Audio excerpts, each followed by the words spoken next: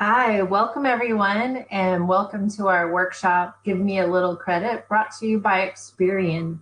So we're going to have a presentation today, and after that we'll do a Q&A session. So just if you have any questions, please feel free to drop them into the chat, and then we'll address those at the end of the presentation. But first, I'd like to introduce the panel. Jennifer, next slide, please. So I'm Lisa Larson. I'm Vice President of Account Development and Customer Success for Experian Partner Solutions Organization.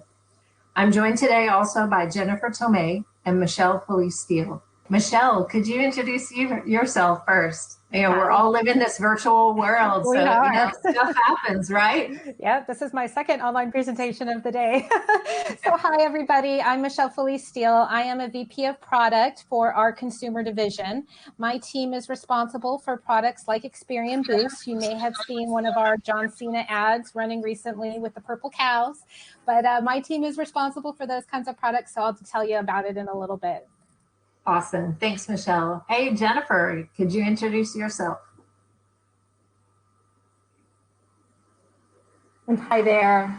My name is Jennifer Tomei, and I'm a Client Success Manager with our Account Development team here with Experian Partner Solutions.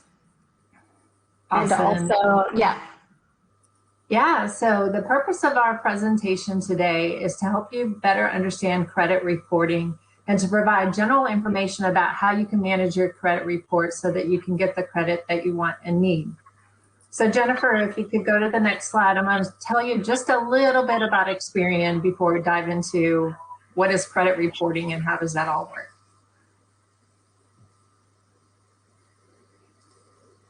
All right, so Experian is the world's leading global information services company. And we're there for life's big moments, and from buying a home or a car, to sending your child to college, growing a business, connecting with customers. We empower consumers and clients to manage their data with confidence. We help individuals take financial control, and you'll hear a little bit about that later on. And so we're Experian. If you want to learn more about Experian, you can go to our website, or you can also go to our global blog for latest news and insights from the group. So before we dive into all the presentation materials, though, I have to give you a little disclaimer. So the purpose of this presentation, as I said earlier, is to really talk about credit reporting and how you can manage your credit report to get the credit that you want and need. But for legal reasons, our panel today, we're not going to be able to discuss any issues about your own personal credit report, can't advise individuals about how to improve their personal credit report or credit scores. We can't submit any sort of disputes on your behalf. I wish we could, but we can't. And everything that we share with you today is information as of today, and it can change in the future. So that's our little disclaimer. All right, so let's talk a little bit more about credit. So is credit a good thing or is it a bad thing? Well, I mean, really, it could be both. Everyone wants the privilege of using credit, but it means that you have to maintain a positive credit manner. You have to pay your bills on time. You have to be responsible for your actions. You have to save for the items that you want to purchase and only buy those items when you have the adequate funds to pay back the debt. Credit should never be used to spend more than you make. The choice between good credit and bad credit is all entirely up to you. Like most things, if you abuse that privilege, it's going to end up hurting you in the end. But if you use credit wisely, you can enjoy the good life, and you'll have the positive effects to come with that. So when using credit well, credit is empowering. That means that if you learn good credit habits early in life, you can build financial stability, and you can use that when time is needed, where you want to buy a house or a car, apply for a credit card, or do other things such as renting an apartment. Credit is a tool in addition to a privilege and an empowerment. So let's talk a little bit about just the basics of what is credit.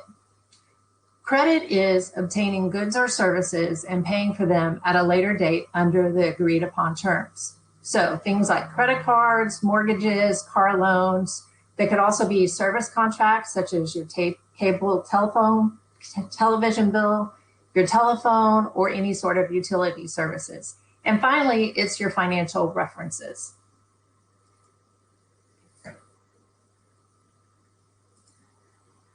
So the biggest mistake that you can make about credit is that it doesn't equal debt. And a lot of people get confused about whether credit is debt. Using a credit card doesn't mean that you should take on debt. So, for example, if you pay your balances in full each month, you're getting to use the bank's money for that entire month. You have buyer protection, you have a record of your spending, and you never pay anything in finance charges. Doing this ensures that you have good credit history to work for you when you need it. Sometimes, if you use your credit card enough to justify it, you might want to pay an annual fee so that you could get rewards back, such as cash back or pay for frequent flyer miles. Although right now we're not all traveling, but that's could be something that you think about in the future.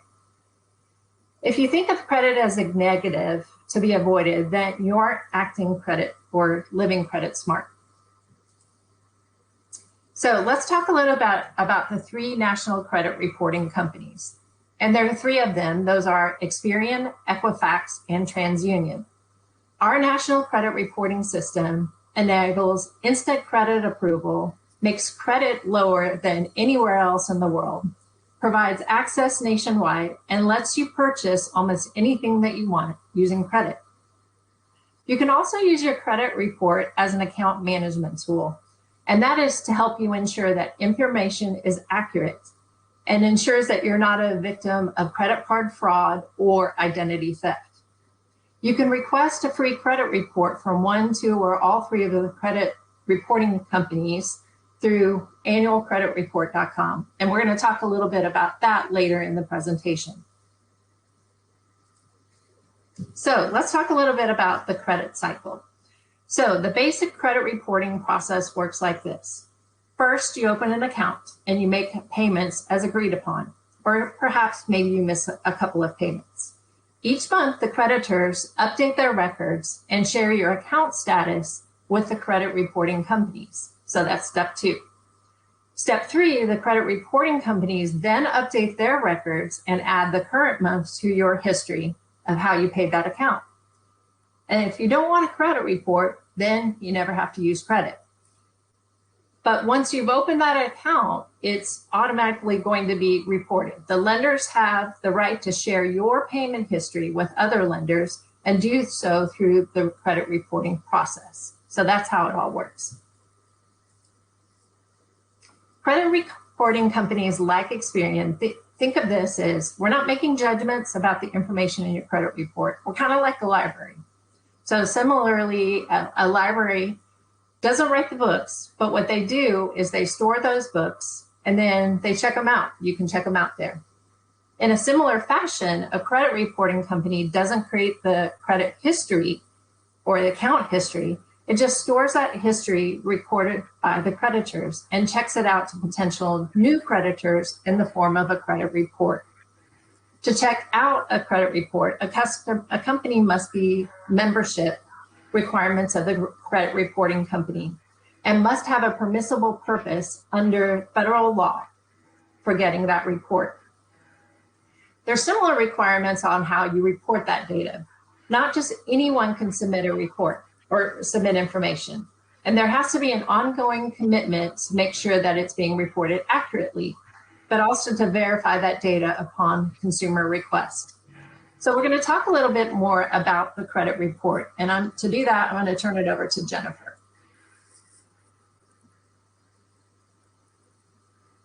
Great, thanks, Lisa. So if you have been turned down for credit, you most likely know about credit reports. That's because the company that denied your application was required to tell you how to get a copy of your credit report if they used it to make their decision. You probably remember that negative experience. But what about all of the times your request was approved? The service was provided. You signed for the merchandise and went home happy.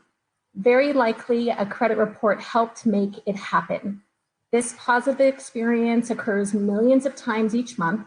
In fact, the vast majority of instances, applications are processed and approved with a credit report working to the advantage of a consumer like you.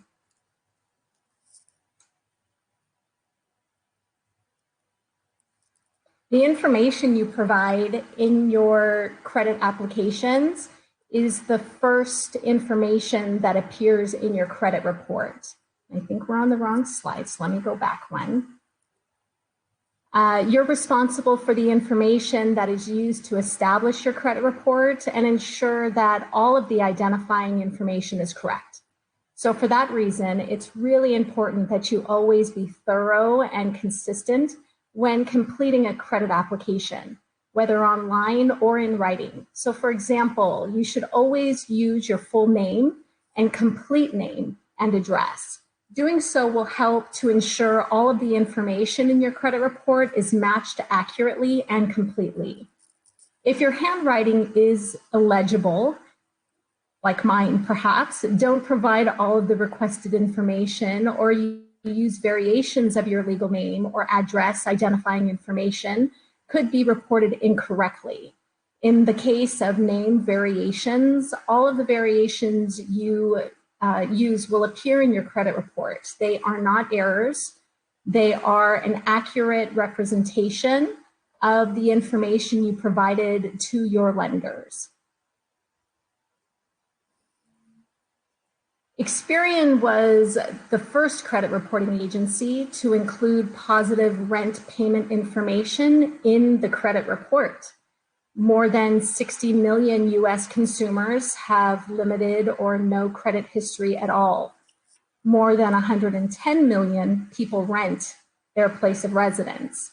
So by reporting positive rent payment history, those with little or no credit report are able to build a positive credit history.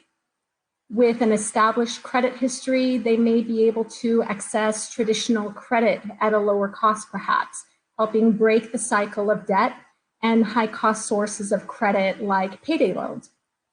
Paying rent is much like paying credit card accounts and is helpful in assessing lending risk, including positive rent payment information in a person's credit report.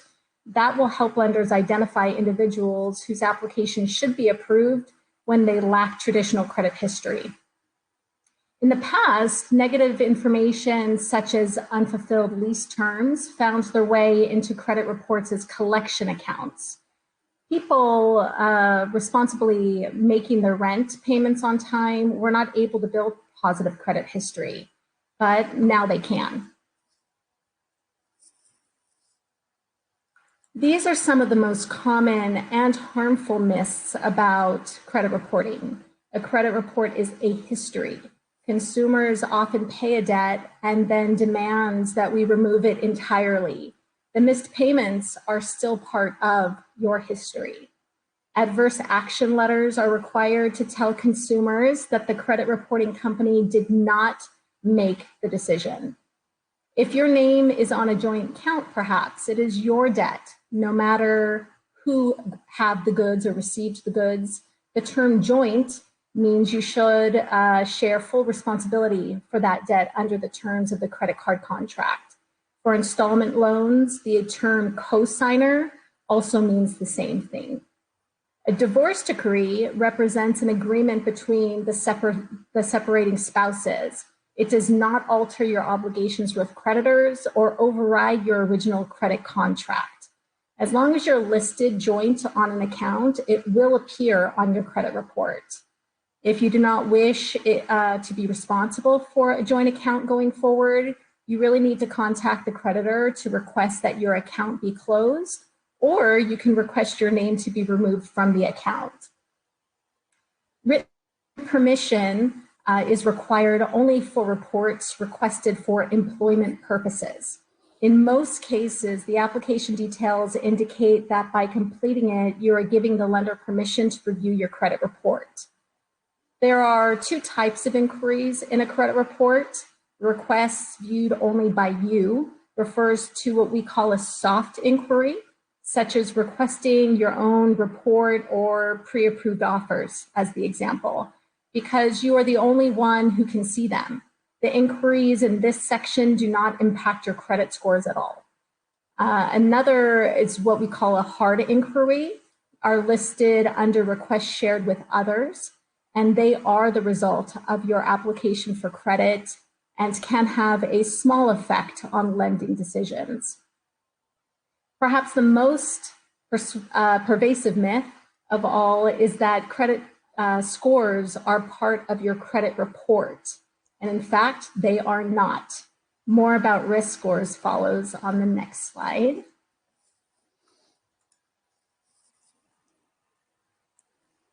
So credit scores are just an automated way of analyzing a report instead of conducting an individual manual review.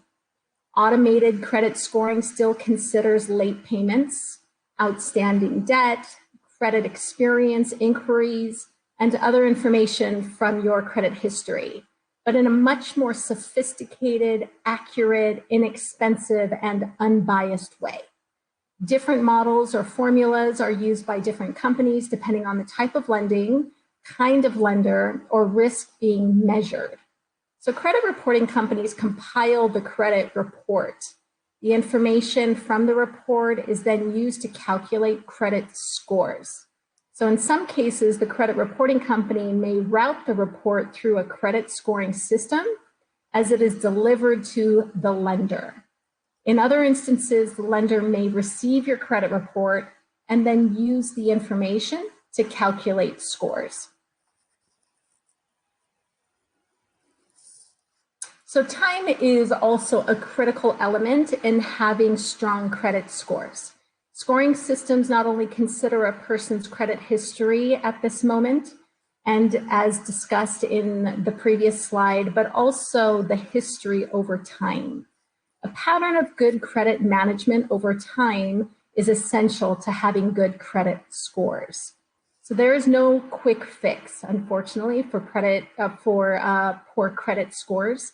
By addressing the risk factors over time and reestablishing a pattern of good credit management, scores will gradually improve. Improving credit scores is a process of rehabilitating the credit history. Now I'd like to pass the baton to Michelle, who will dive into how you can gain more control over your credit scores with Experian Boost. Thanks, Jennifer. Hi, everyone. So at Experian, we developed a product which is the first and only product that does give consumers direct control over their credit and the information that appears on your credit report.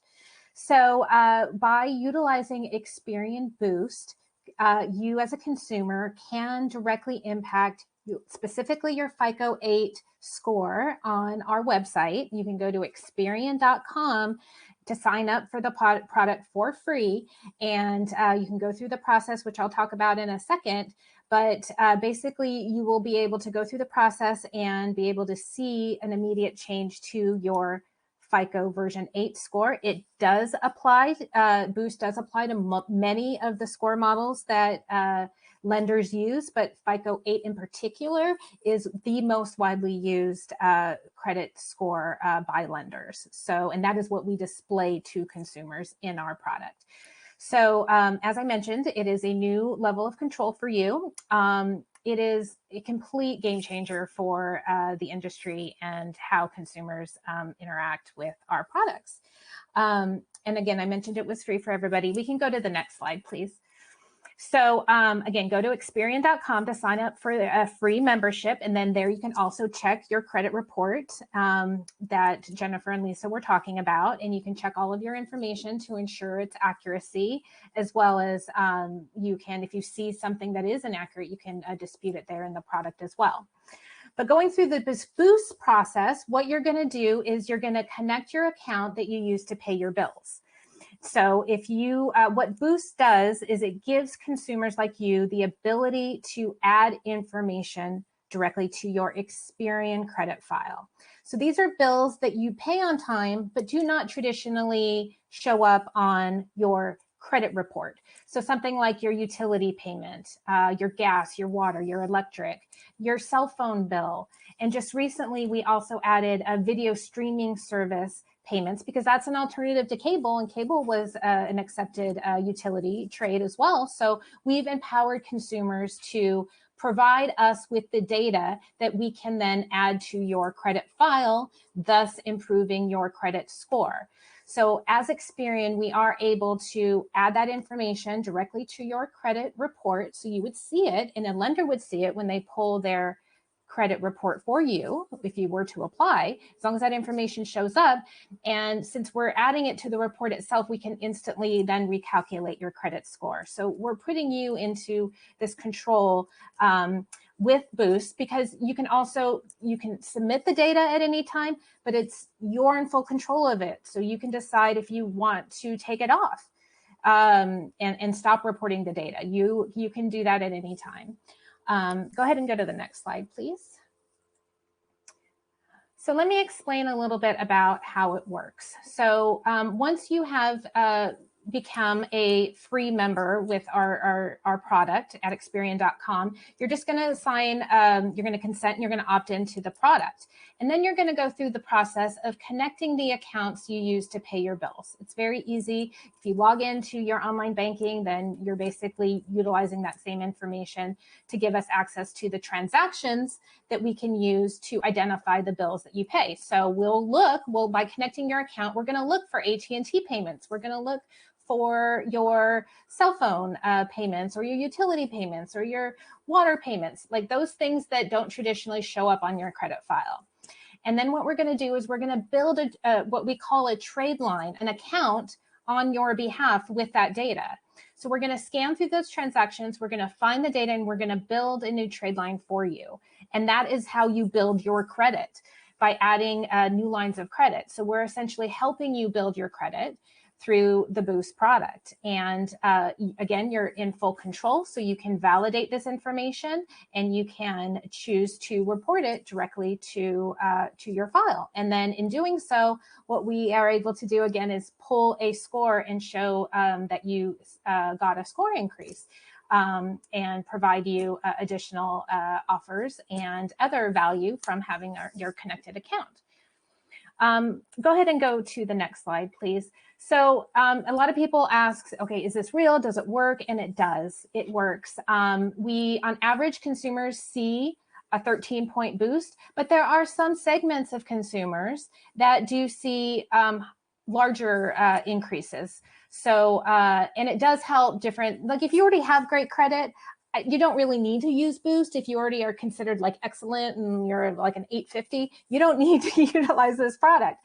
But if you have a lower credit score, okay, so a score that's considered poor credit, you know, in that pink area, that might be somebody who has anywhere from like a 380 to like a 500, you know, and then it goes up from there. So we do know that 88% of consumers that have poor credit see an increase in their score. And you can see the different breakdowns in the slide there of the different categories. Also, Boost really works for consumers who are considered thin files. So say you're somebody who's just starting out with credit, and you might only have one account. You're considered a thin file because you don't have a lot of credit history. So like I said before, what Boost does, it helps you build up that credit history. So 86% of consumers with thin files will see an increase to their score.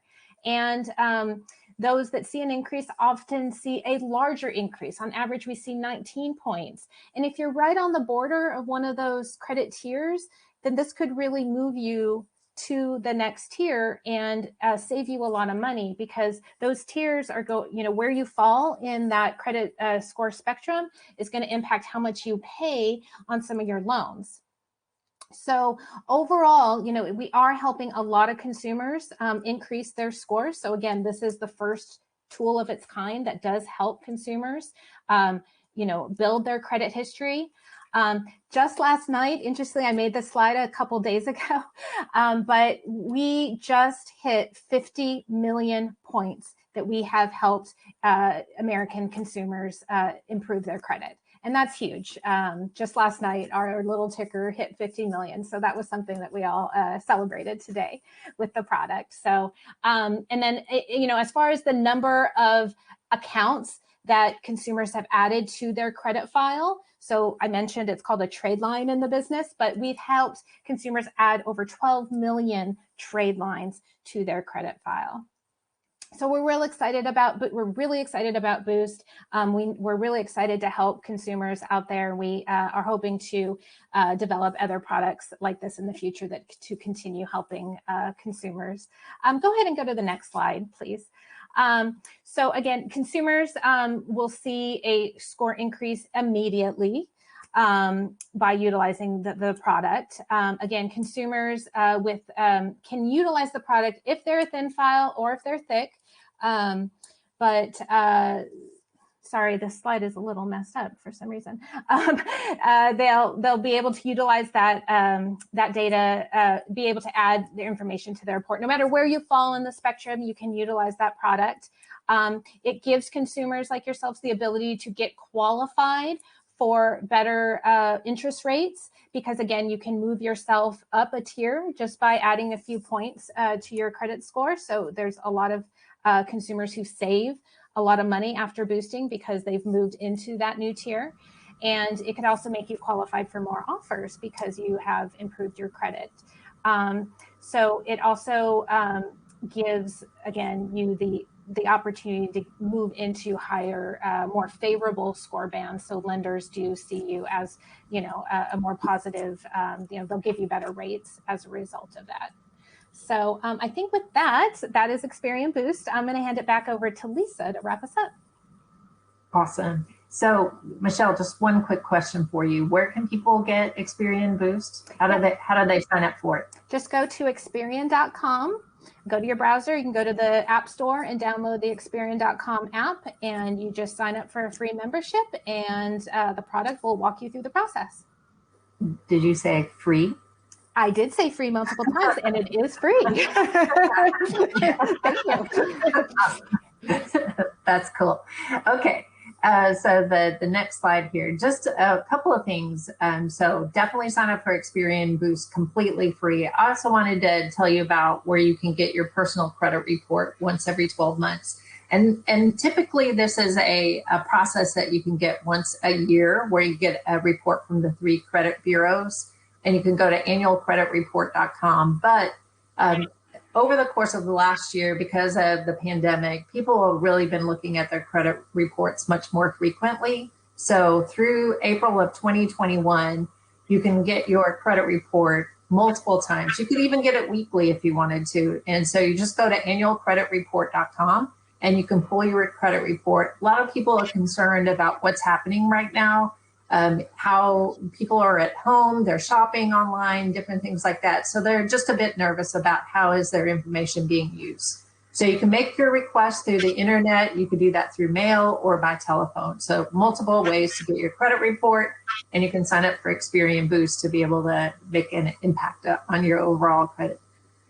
Yeah, just to add one thing, I mean, you can go to Experian.com, like I said, to sign up for Boost, but you also get a copy of your free credit report, and you'll also get your free FICO score, your FICO version 8 credit score at the same time.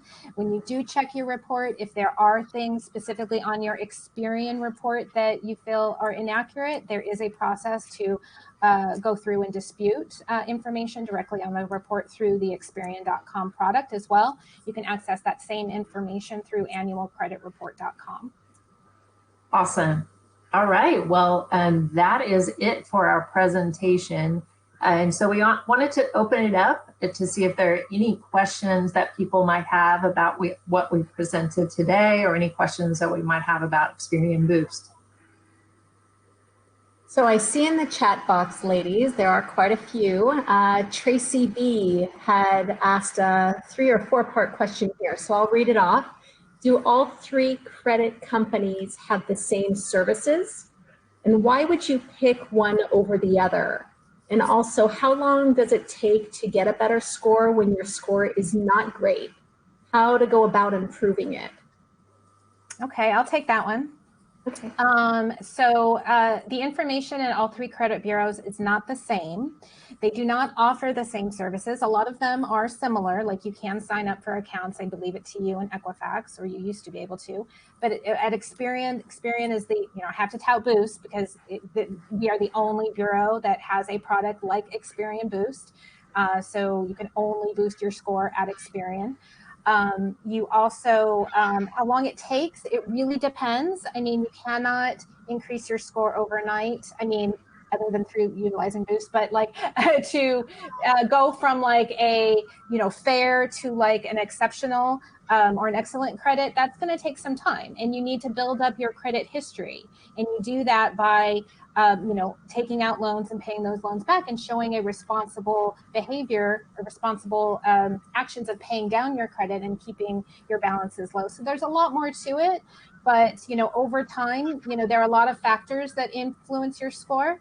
Again, go to Experian.com. You have a lot of we have a lot of content on our product that helps explain the different score bands and what are the factors that influence those things, like your credit history, how much utilization you have, things like that, the number of trades accounts you have on your credit file, all those things. There's a lot that factors into it. Awesome. Thanks, Michelle. So I see that Daphne asked a question. She asked, is there value in working with a company to clean up your credit, or is this a waste of money, or can you do it yourself? So question out for the team. Michelle, what do you think? I think you can do it yourself. I don't think you have to pay a company to do it. If you read up on some of the tools and you take some guidance, with a little bit of research and some of the product capabilities that we offer, you can do it yourself for sure. So do you think the starting point is to get your credit report just to find out what's on your file? Absolutely. The first step is downloading your credit report and viewing it and making sure the information's accurate. And if you find out that the information is not accurate, what do you do? Well, like I said, you have a means to dispute. There's multiple ways you can dispute. You can do it through annualcreditreport.com, but if it's something on your Experian report, you can dispute directly through our product as well at Experian.com. And you can also write a letter, but obviously doing things that are automated helps these days. So you can dispute information directly, and we will, as a bureau, we typically reach out to the data furnisher to validate that information. And when the information comes back from the Chase or whoever you're disputing with, that information would then get updated on your credit report for you through the dispute process. Got it. And just to add, disputing online is the easiest and I believe most secure. What you would need to do is just simply click on the dispute next to the item you wish to dispute and just follow the instructions like Michelle said. And then remember to be specific when stating why the information you are disputing is incorrect. For example, if the account is not yours, or the payment was never late, the account was opened fraudulently perhaps. And then, unfortunately, if you and the creditor can't reach an agreement about the status of a payment or an account, you really have the option to add a statement of dispute onto the account. So a statement of dispute enables you to share your perspective or provide an explanation of circumstances. And the statement will be included in your report. So every time your credit report is requested, that will show up as well. Thanks. All right, so I have another question here. So Stephanie asked, why is it that it doesn't take long to have, I'm going to scroll this down a little bit. Ooh, trying to get to the rest of the question. I have a hard time seeing that one. From Jennifer. Stephanie, I see it. Yeah, why is it that, Stephanie Martinez asked, why is it that it doesn't take long to have good credit, but if you have a situation beyond your control, your credit can be damaged for 7 years? Why so long? Do you want me to take that one? Okay. So again, it goes back to, we do not control we're not FICO. For one thing, it's different. There are different score models out there. For instance, there are regulations around certain things for how long things appear on your credit file. So in the case of maybe a bankruptcy, there are rules, laws in place that say how long the information has to stay on your credit file. Let's see, and then go back to those the score factors. Different factors weigh differently on your credit score. So depending on, if you did something to damage your credit, it may have a bigger impact because that specific factor just weighs more into how they calculate scores. Awesome. I'm not sure I have anything else to add. There's just no quick fix for poor credit scores, unfortunately. By addressing the risk factors over time and reestablishing a healthy habit of good credit management, scores will improve. It just takes time. Yep, I agree. Okay, so I know we've got Facebook Live on right now. So we've got a question from Lisa on Facebook. How does a site like Credit Karma differ from going through Experian directly for your reports?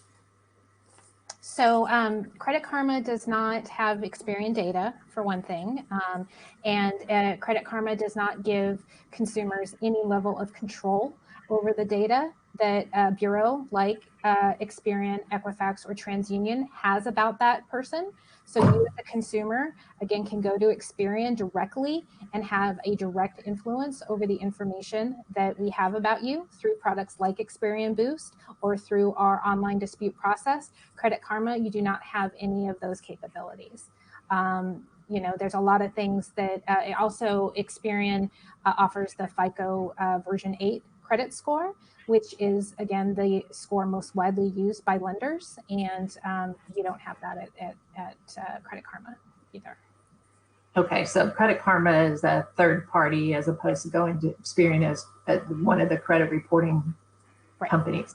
Right, they are not a credit bureau, whereas Experian, TransUnion, and Equifax are. Jennifer, anything else to add there? Not really. They're using our data, essentially. That's really when it comes down to it. Coming to us direct is the best source, but there are a lot of big companies that use our data. So whatever you can do to get your hands on your information is where you should start. The easiest way to do so for you. Michelle, this one's going to be for you, I know for sure. Let's see, we have a question, I just lost it. I apologize, I can't see who this came from. I can't make the chat bigger, it's hard to see. I know, me too. So I apologize, somebody asked a really great question. I think it was, from Stephanie Martinez. Okay. Yeah, does Experian boost your score more than once? Yes. So the great thing about one of the great things about Experian Boost is that as long as you keep your account connected to Experian, we continue building your credit history for you.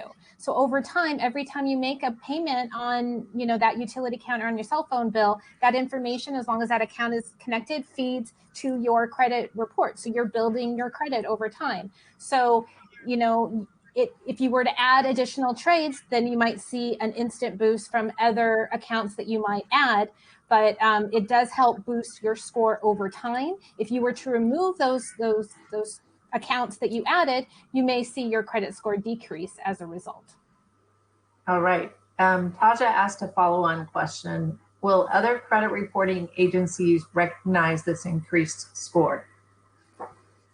With the reporting, well, it doesn't appear on the other credit reports. It's only on the Experian Bureau credit report. So I would say lenders will recognize it because they pull data from Experian. But going to either TransUnion or Equifax, that information will not show up on those credit reports. Okay. But it's going towards the score and going towards the FICO. And lenders will see it, yes. Got it. Okay. We have another question from Irene Mick, MC. She asks, if you have a freeze on your accounts because of a stolen Social Security number, can you get a report? Yes, you can. Yes, you can. Applying a freeze, you automatically get a copy of your report as well. And we have a And- product called Credit Lock, which does the same thing as well.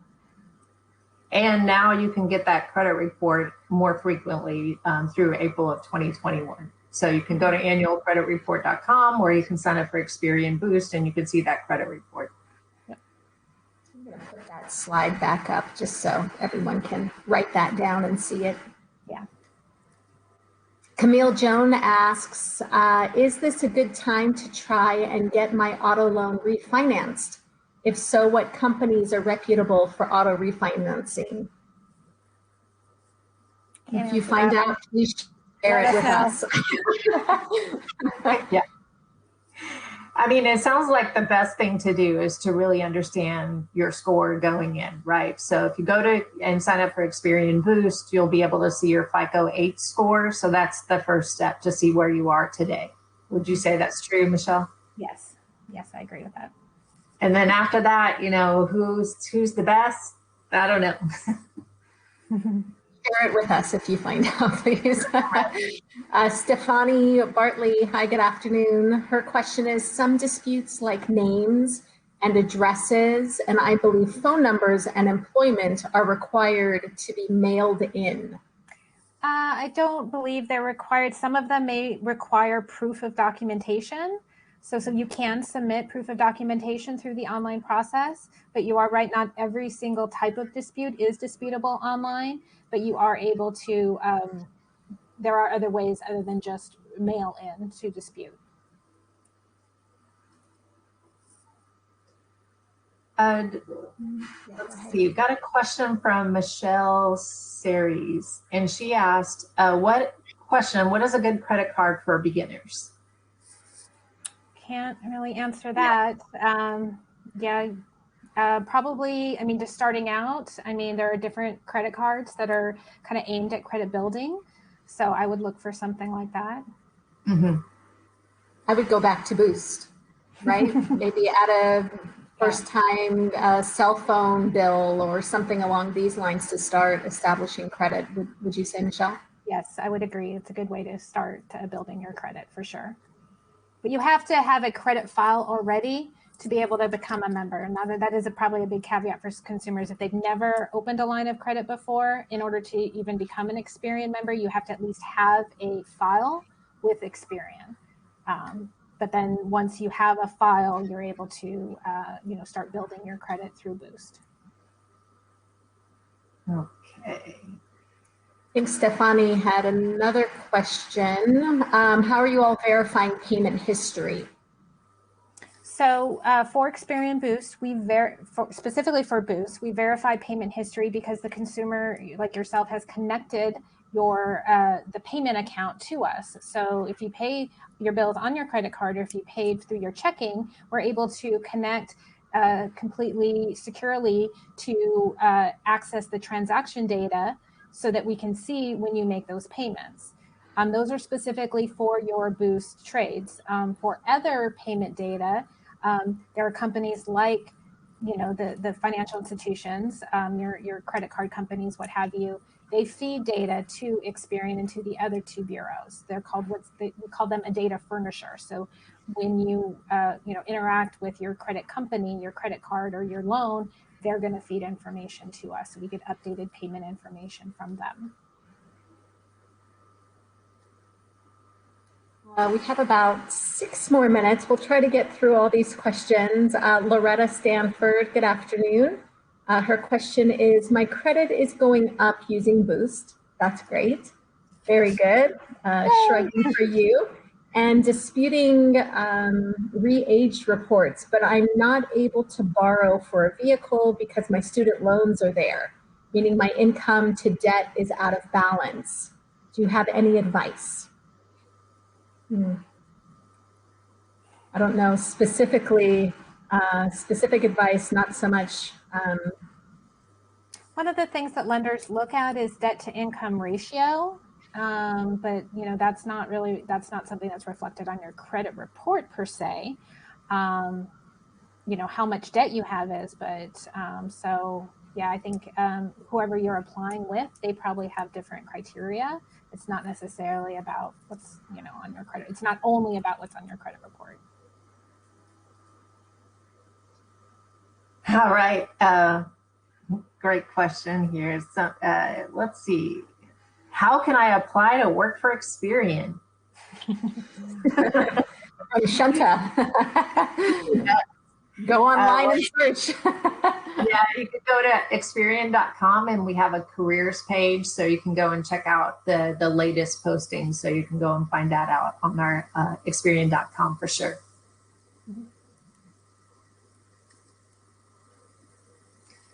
Michelle. Okay, go ahead. Yeah, Michelle asked a follow-on question. She said, how many credit cards should one have? I think at least, I mean, not credit cards, I mean, but I mean, I think we consider thin file somebody who has less than 4 accounts. So I wouldn't just say cards. You know, card is one type of line of credit that you can have.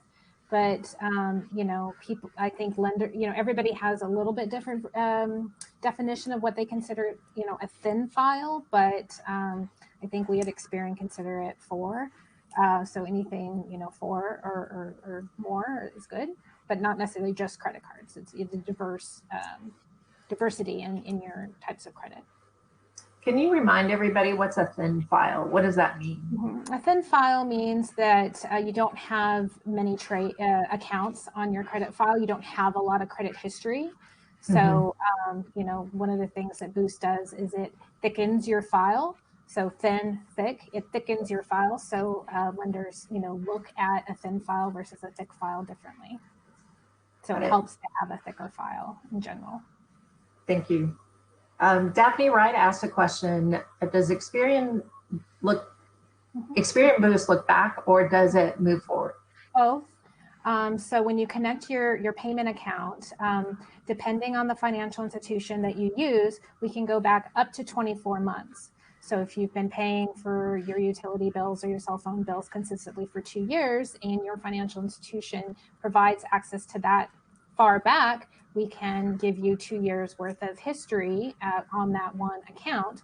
We also go forward because, as long as you keep that account connected and you continue making those bill payments on time, that's all positive monthly payment history that you're adding to your credit file through Boost. All right, we've got a little over 2 minutes left before we have to close it down. So there are a few more questions here. So Louise Chadbourne asked a question, and she said, why when you close an account, it impacts your score? Does it impact your score? It's because it impacts your credit history. So if you go and close that first account that you ever opened, I think in college I did that with my Discover card or something, and then my score tanked right after I closed it. And I was like, I don't understand why. And it's because the score factors that I mentioned earlier, your credit history, how long you've had those accounts, and you've been a consistent payer on those accounts. Those are factors that influence your credit. So if you went and closed it, it'll impact your credit history. But there are some that you do want to close, so it really just depends. But you know, credit history is an important factor with your credit file and your credit score. All right, we've got just a little over a minute left, so maybe a few more questions here. So another question from Michelle. She asked, what's the difference between a secured and unsecured credit card? So that's the first question. Is there any difference between those two things? Do you guys want to take one of those? Me? So a secured card is for a specific amount, and you can't go over that amount. That's my understanding. And you know, unsecured can also be variable, meaning it can kind of your balance can change, or not your balance, but how much credit is extended to you can, you know, fluctuate. Whereas secured is like it's a secure amount, and you pay off that specific amount. I think there's a definition, but I think that's close. I wasn't sure. I'm gonna, let's see, we'll pick, there's a couple more questions. Jennifer, anything that you see that would be a great question? Yes, last one. Stephanie asks a very good question. Are you going to have this event again? I think we all enjoyed ourselves. I think Yes, absolutely. to join again. But it was a pleasure tonight. Thank you so much for having us. Thanks, everybody. Thanks for joining us today. Thank you. Bye. Bye.